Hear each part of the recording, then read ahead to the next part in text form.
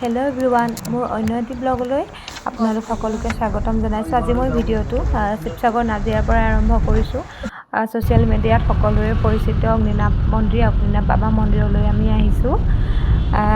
আজি দেওবাৰ, যিহেতু মানুহ বহুত বেছি হৈছে মন্দিৰ পাই। এয়া চাওকচোন, মানুহ কিমান বেছি ভিৰ হৈছে, লাইন পাতিবলগীয়া হৈছে, বহুত দীঘলীয়া লাইন। দেওবাৰ দিনটোত সকলোৱে যায় বাবে সেইদিনা মানুহ বেছি হয়। আৰু এয়া বৰ চাকি গছ, তাতে তেল ঢালি লৈ আৰু ঘৰলৈ তেলো লৈ আহিব পাৰে।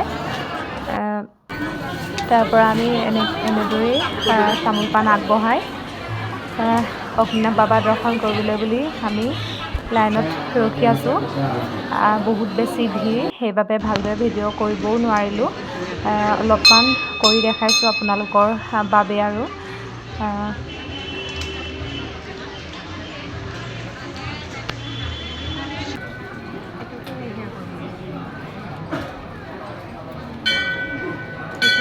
মই আগতেও এবাৰ গৈছোঁ মন্দিৰ দৰ্শন কৰিবলৈ, বাবাক দৰ্শন কৰিবলৈ। তাৰ পৰা আহি আমি প্ৰসাদ খালোঁ।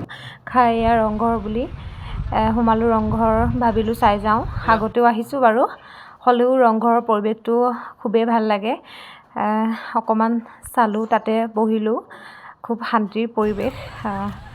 তাৰ পৰা অলপ টাইম তাতে ৰৈ মেলি চাই ঘৰলৈ বুলি উভতিছোঁ। কেইখনমান ফটো মৰা হ'ল আৰু অগ্নিনাভ বাবাক দৰ্শন কৰি বহুত বেছি মনটো ভাল লাগিলে।